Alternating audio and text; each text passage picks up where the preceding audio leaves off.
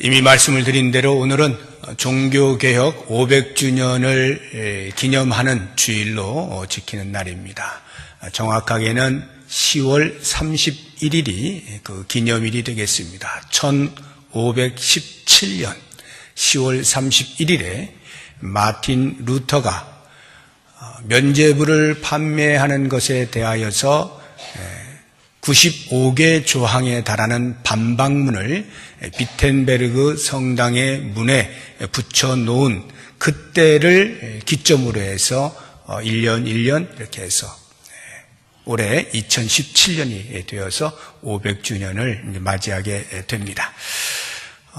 종교개혁의 5대 슬로건이 있습니다. 오직 성경, 오직 믿음, 오직 은혜, 오직 그리스도, 오직 하나님의 영광을 위하여. 이 5가지가 종교개혁의 5대 슬로건입니다. 제가 기억하기로 오직 성경, 오직 믿음, 오직 은혜는 제가 매년 한 차례씩 말씀을 드렸던 것으로 기억이 나고, 이제 오늘은 오직 그리스도, 오직 예수, 이 슬로건에 대해서 같이 한번 묵상을 해보았으면 좋겠습니다. 오늘 본문의 말씀을 보시게 되면 거기에 예수 그리스도를 모든 이름 위에 뛰어나게 하셨다 이렇게 표현을 하고 있고요. 또 만물을 그의 발 아래에 복종하게 하셨다. 그를 만물 위의 교회의 머리로 삼으셨다라고 사도 바울이 하나님의 하신 일을 기록을 해놓고 있는데, 바로 이것을 한마디로 요약하면 오직 예수, 오직 그리스도가 되겠습니다. 우리가 오직 예수라고 할 때 크게 2가지 차원에서 생각을 해볼 필요가 있습니다. 하나는 교리적 차원에서의 의미이고요. 또 다른 하나는 생활적 차원에서의 의미입니다. 교리적 차원에서의 오직 예수는 과연 무엇을 의미하는 것일까라고 하는 것을 생각하는 것이고요. 생활적 차원에서의 오직 예수란 무엇을 의미하는 것일까? 이렇게 2가지로 나누어서 오늘 같이 묵상을 해보도록 하겠습니다. 먼저 교리적 차원에서의 이해입니다. 이것은 우리의 구원이 오직 예수 그리스도로 말미암아서 온다라고 하는 말입니다. 구원이라고 하는 것, 이것은 비단 종교인들뿐만 아니라 모든 인류, 인간들이라면 누구나가 다 한 번쯤 생각하는 용어입니다. 이 세상이 한이 많잖아요. 우리 한국 사람들만 한이 많은 게 아니라 전 세계적으로 한이 참 많습니다. 우리는 그 이유를 잘 알죠. 죄가 이 땅에 들어오게 되면서부터 더 이상의 평화가 존재하지 아니하고 늘 아픔이 있고 눈물이 있는 그러한 세계라고 하는 것을 우리는 잘 알고 있습니다. 그러나 이 세상 사람들은 왜 그런지는 알지 못하지만 경험은 하고 있습니다. 세상이 그리 녹록지가 아니하고 내가 원하는 대로 사라지지가 아니하고 원치 않게 찾아오는 고통들로 가득 차 있는 이 세상, 풍파 많은 세상, 한 많은 세상, 이것을 경험하다 보니까 누구나 할 것 없이 그 자리에서 벗어나고픈 막연한 욕구가 마음에 있는 거예요. 이것을 가리켜서 우리는 구원이라고 하는 거죠. 이런 한많은 세상에서 좀 탈출되고 싶다라고 하는 소망이 사람들 마음속에 있는 거예요. 그래서 그러한 일환으로 도덕적인 노력을 하기도 하죠. 선을 많이 행하다 보면 그 선이 쌓여서 혹시 내가 구원받을 수 있지 않을까. 그래서 그것을 적선이라고 하죠. 선을 쌓는다. 또는 철학적으로 사색이나 명상을 통해서 이 고뇌 많은 세상을 벗어날 수 있지 않을까 노력을 하기도 하고요. 심지어는 종교라고 하는 것들이 등장을 하면서 사람의 불안한 마음을 위로하고 득도를 통하여서 이 세상에서부터 벗어나서 완벽한 세상, 아름다운 세상에서 살게 되어지는 구원을 얻을 수 있지 않을까라고 하는 이러한 시도도 계속해서 하고 있는 것입니다. 이러한 세상에서의 노력들을 보면 그 성격이 전부 자력 구원이라고 하는 것을 알 수가 있어요. 내가 노력을 해서 쟁취하는 구원이죠. 그런데 실상은 그렇게 사람이 노력을 해서 얻을 수 있는 구원이라고 하는 것은 없죠. 막연한 신기루일 뿐입니다. 노력은 하지만 결과는 손에 쥘 수 없는 이러한 삶을 사는 거죠. 가톨릭은 믿음에 대해서 이야기를 합니다. 예수 그리스도를 믿는 믿음에 대해서 이야기하지만 거기에 선행을 더하여 이야기합니다. 구원을 받는 길은 예수 그리스도를 믿고 선행을 할 때, 그래서 이 가톨릭, 오늘날에도 가톨릭을 보면, 가톨릭은 원래 그 기구 자체가 중앙에서 하나, 바티칸 그 교황 거기에서 하나가 되어져서 전 세계로 뻗어나가기 때문에 제도적으로, 구조적으로 상당히 일관성이 있는 어떤 행위들이 사회적으로 비춰집니다. 그래서 이러한 그 교리와 더불어서 가톨릭의 이름으로 선을 행하는 일들이 많이 있습니다. 그리고 뉴스를 통해서 우리는 쉽게 접할 수가 있습니다. 이러한 교리의 덕인데요. 중세시대에 암흑기, 교회의 암흑기였던 중세시대에는 거기에 더하여서 교황의 죄 사하는 권세가 덧붙여졌습니다. 이 면죄부라고 하는 것도 그의 일환이죠. 헌금을 통하여서 그 헌금 통 안에 돈이 떨어지는 순간에 면죄, 죄를 피할 수 있게 해주는 그러한 일들을 제도적으로 만들어 놓았는데 그 권세가 누구에 있는가? 교황에게 있다라고 하는 것입니다. 그래서 마틴 루터가 95개 조항에 달하는 반박문을 붙이게 된 것이죠. 거기에 87번째 조항을 보면 마틴 루터가 이렇게 반박을 해 놓았습니다. 이미 전적인 회개를 통해 완전한 구속과 축복을 받은 이들에게 교황은 또 무엇을 용서하고 무엇을 축복하겠다는 것인가?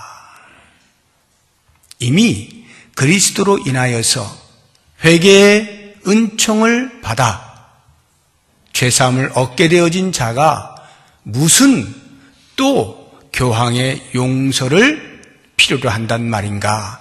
라고 하는 반박입니다. 바로 이와 같은 반박에 의하여서 종교개혁이 무르익게 되죠. 종교개혁이라고 하는 것은 그로부터 마틴 루터가 이 일을 행하기 한 150여 년 전부터 이미 꿈틀꿈틀 거려왔던 것입니다만 여기에서 피크를 이루고 계속해서 이제 종교개혁이 운동이 일어나게 되는 것인데요.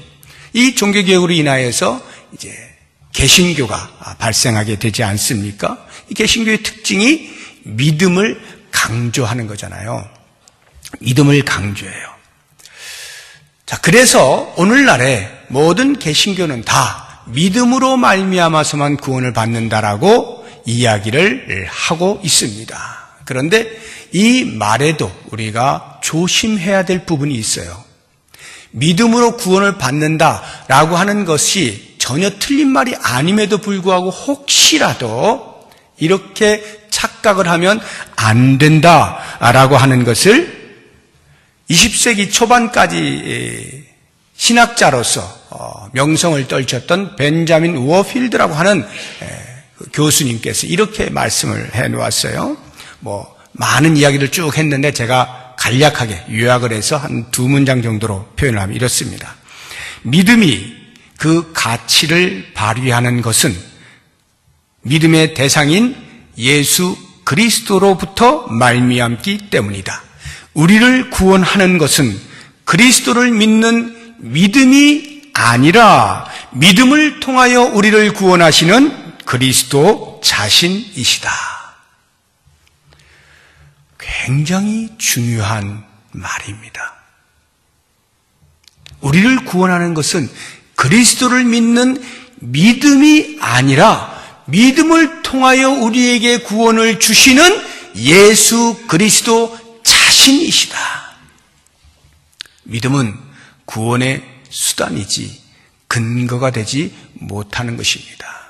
우리의 믿음의 근거는 오직 예수 그리스도이시다라고 하는 것입니다. 이러한 말은 성경의 가르침과 아주 일치하고 있습니다. 과연 성경에서는 우리의 구원을 어떻게 이야기하는지 중요한 구절 한 3구절 정도만 찾아서 같이 보도록 하겠습니다. 사도행전 4장 12절 같이 읽어봅니다. 다른 이로서는 구원을 받을 수 없나니 천하 사람 중에 구원을 받을 만한 다른 이름을 우리에게 주신 일이 없음이라 하였더라. 로마서 10장 11절에서 13절입니다. 같이 읽습니다. 성경에 이르되 누구든지 그를 믿는 자는 부끄러움을 당하지 아니하리라 하니 유대인이나 헬라인이나 차별이 없음이라.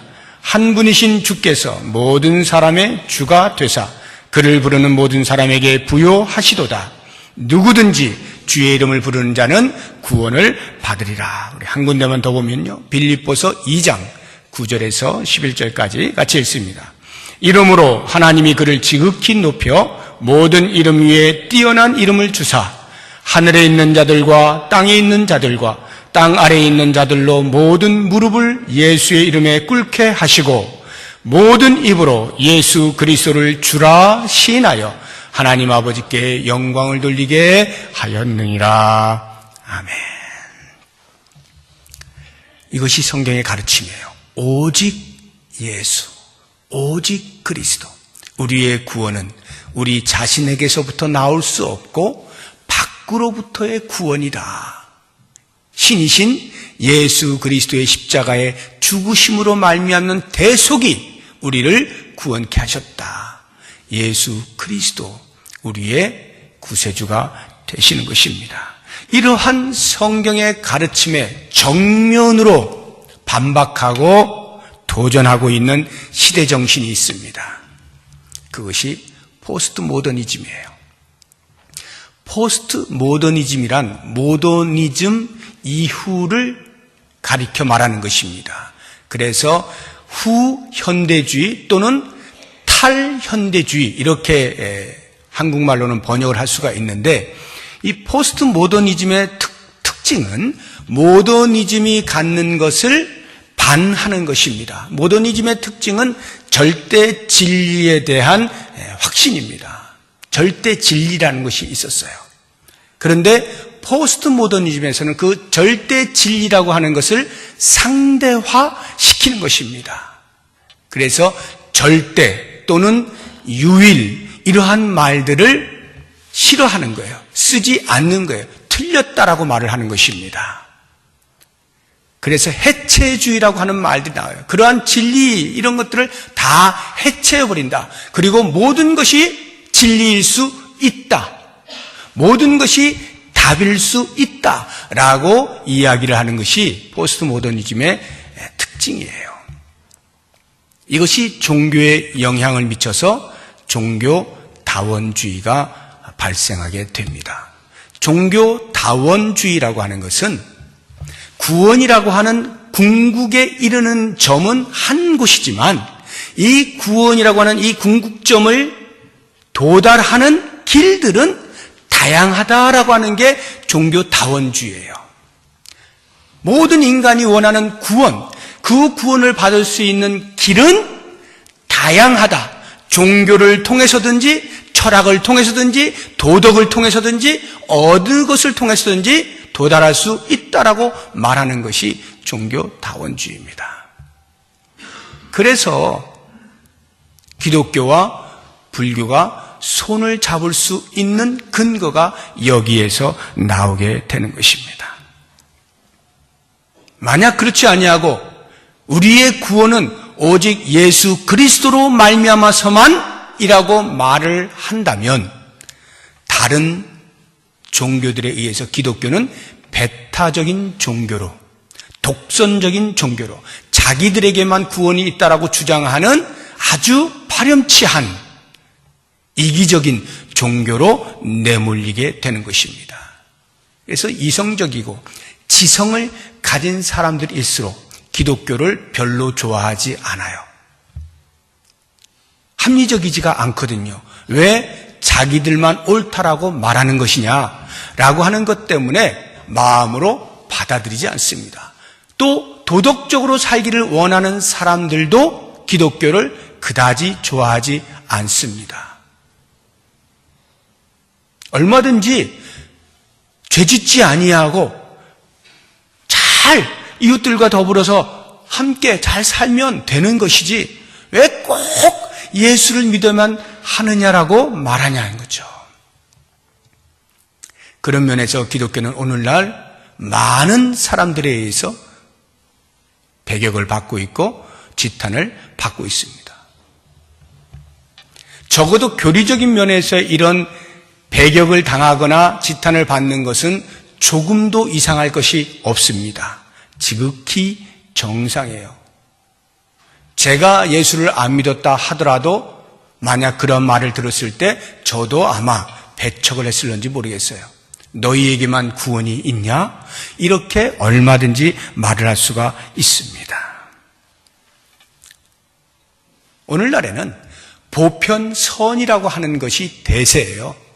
더불어 살자, 함께 살자, 기독교, 불교, 유교 너무 따지지 말고 서로 종교전쟁 하지 말고 이 땅에서 함께 사는 존재들 아니냐, 보편선을 추구하는 사람들 아니냐, 그러니 그렇게 더불어 함께 살자, 이게 대세예요. 그렇기 때문에 예수 그리스도로 말미암아서만 구원이 있다라고 말하는 개신교는 설 자리가 없을런지도 몰라요. 이것은 뒤집어서 이야기하면 설 자리를 마련하기 위하여 자기도 모르는 사이에 슬슬 손을 내민다 이 말입니다. 타협을 한다는 거예요. 대충 적당히 그래 함께 사는 거지 라고 하면서 교리적인 타협을 하기 시작하면 더 이상 예수 그리스도는 우리에게 유일한 구원주로 존재하지 못하게 되는 겁니다.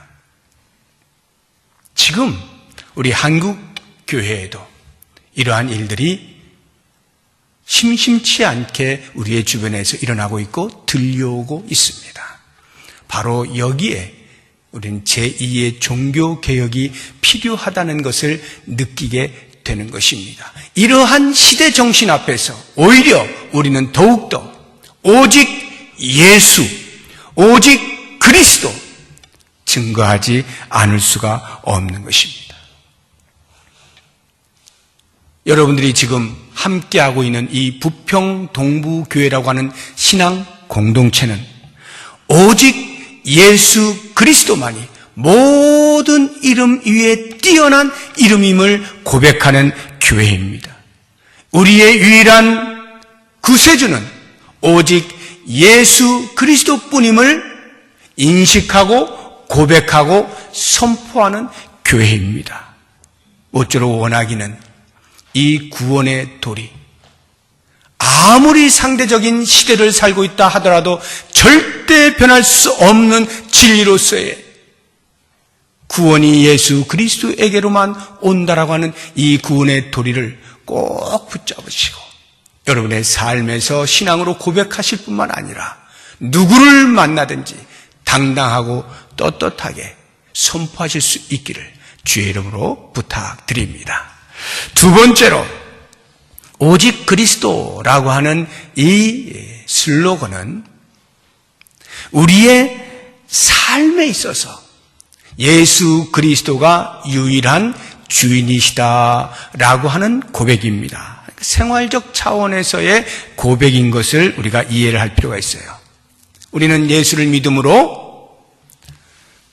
흑암의 권세에서 벗어나서 생명의 나라로 옮겨진 신분의 변화를 가져온 사람들입니다.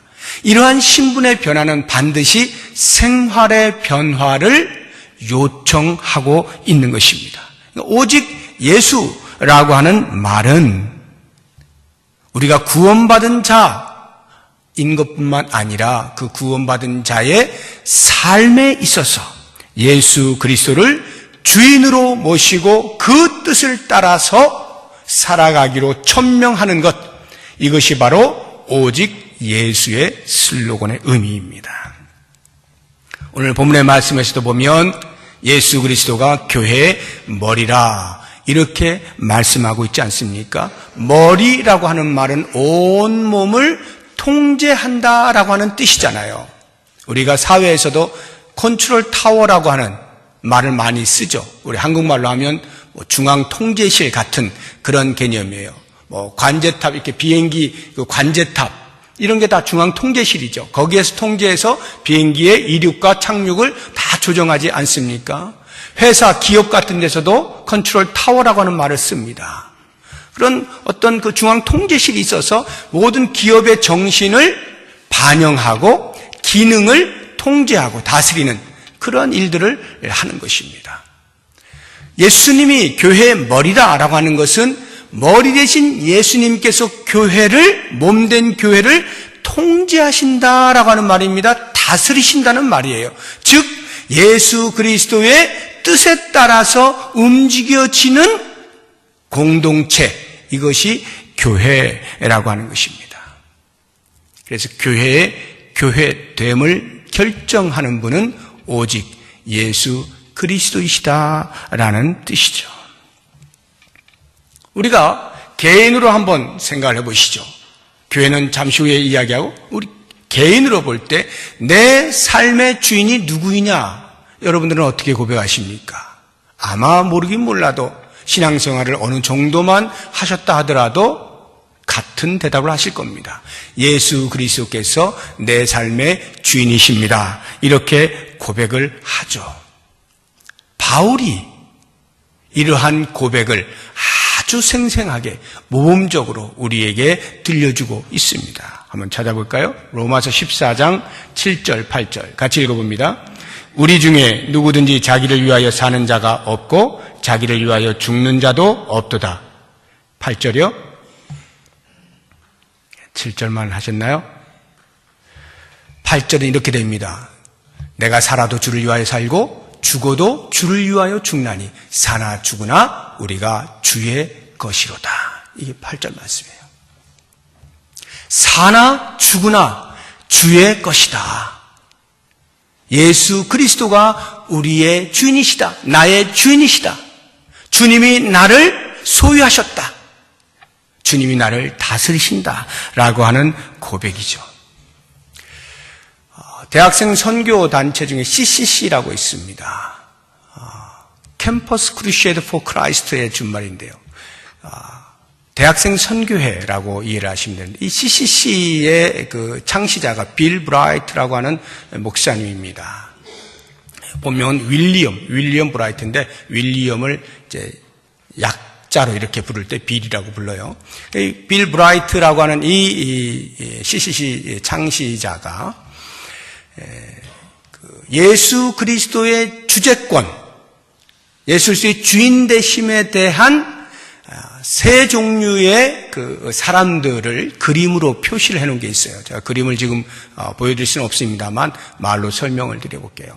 예수를 믿지 않는 사람들은 이 마음 중심에 의자가 있다라고 할 때 의자에 앉아 있는 사람이 나입니다.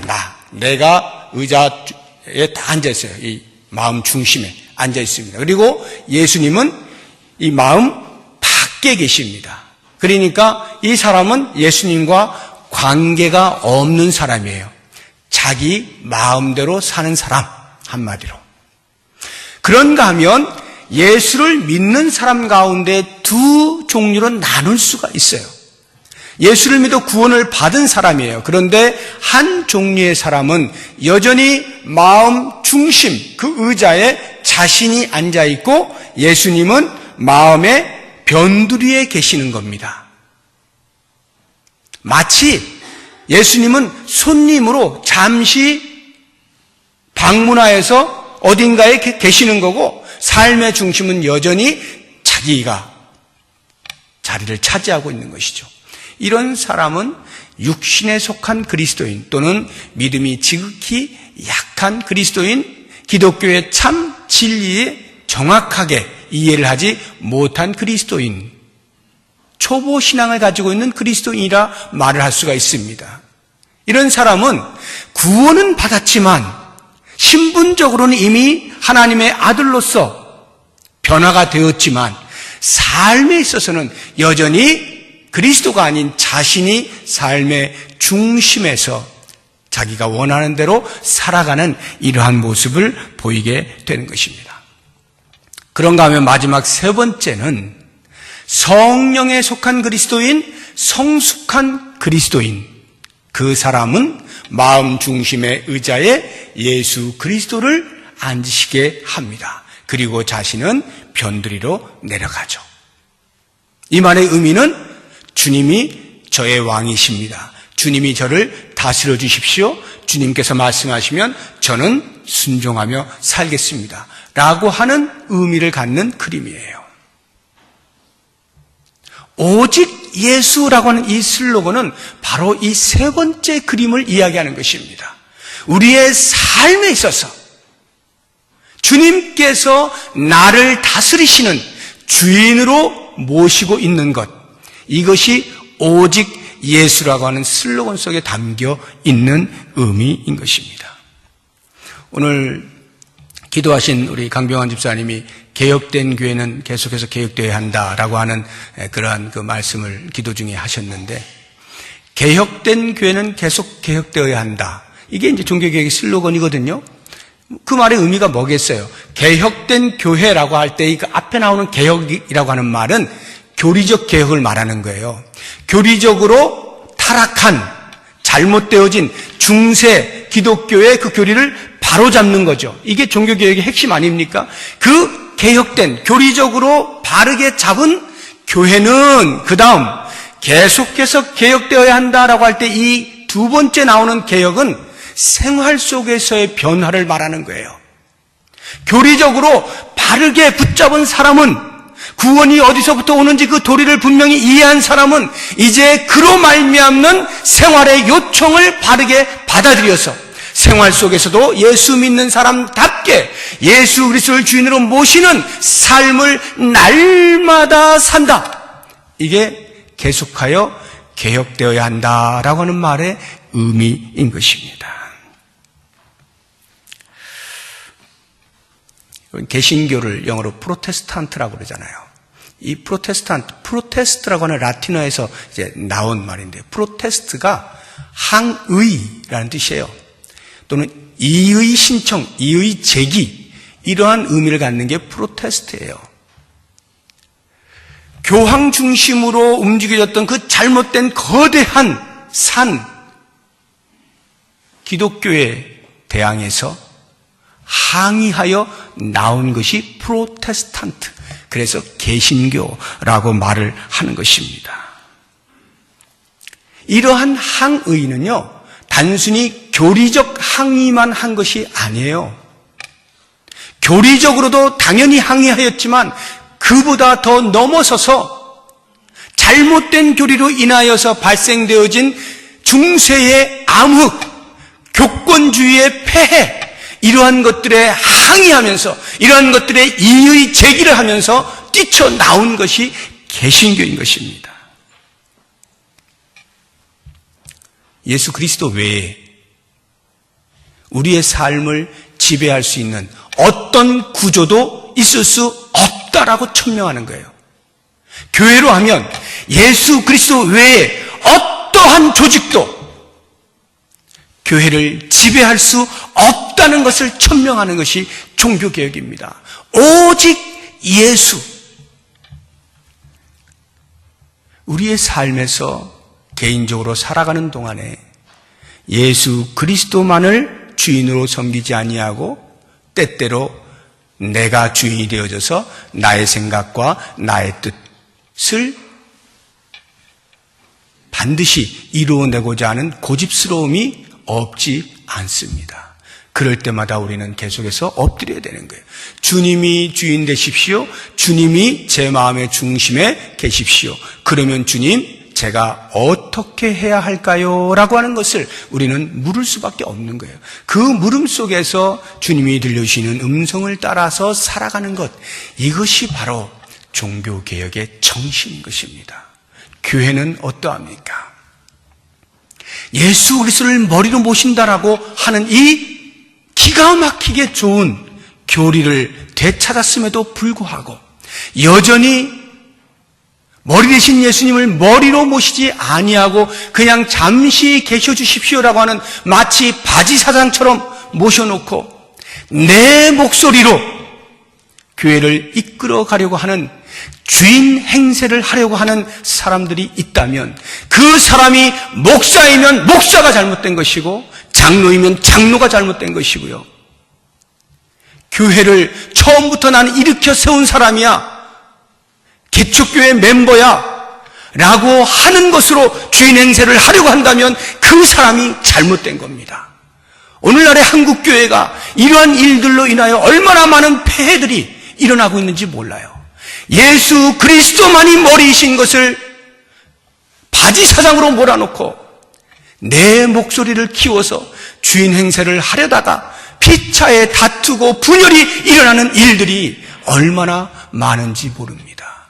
만약에 여기 서 있는 목사가 하나님의 말씀을 정확히 깨닫고 바르게 여러분들에게 전달하는 이 사명 외에 내 목소리로 여러분들에게 무엇인가를 강요하는 것이 있다면 여러분은 들을 필요 없어요. 듣지 마십시오. 프로테스트 해야 됩니다. 항의해야 돼요. 이의 제기를 하십시오.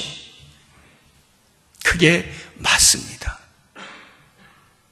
여러분들 가운데에서 성경이 엄연히 말하고 있는 진리 앞에서 적당히 내 의견을 집어넣어서 내 말에 힘을 실으려고 한다면 지금이라도 당장에 내려놓아야 됩니다. 오직 예수 그리스도가 우리의 머리이시고 교회의 머리이심을 고백해야 돼요. 부평 동부교회는 바로 이렇게 예수 그리스도만을 머리로 삼고 그 하시는 말씀에 귀를 기울이고 말씀에 온전히 순종함으로 어느 누구를 막론하고 온 성도가 그리스도의 왕 되심을 찬양하고 노래하고 그 앞에 순종함으로 하나님의 나라를 이루어 가는 이 교회가 부평 동북교회임을 꼭 기억하시고요. 이제 종교개혁 500주년을 맞이하는 이 날에 다시 한번 오직 예수가 우리에게 무엇을 의미하는지 교리적으로도 분명하게 도리를 붙잡으시고 우리의 생활 가운데서도 그리스도를 머리로 고백하는 일들이 있어서 주님께서 하늘에서 우리의 삶을 보시면서 활짝 웃으시고 그렇게 천성을 향한 우리의 믿음의 행진을 계속해 나갈 수 있는 복된 교회가 될 수 있기를 주의 이름으로 축복합니다. 기도하겠습니다. 하나님 아버지, 우리의 마음 깊은 곳에서부터 오직 예수, 오직 그리스도를 외칩니다. 이 고백이 조금도 흐려지지 않게 하시고 약화되지 않게 하시고 더욱더 선명하고 또렷하게 우리의 입술을 통하여 증거되어지며 우리의 삶을 통하여 드러날 수 있게 하여 주시옵소서. 예수님의 이름으로 기도드립니다. 아멘.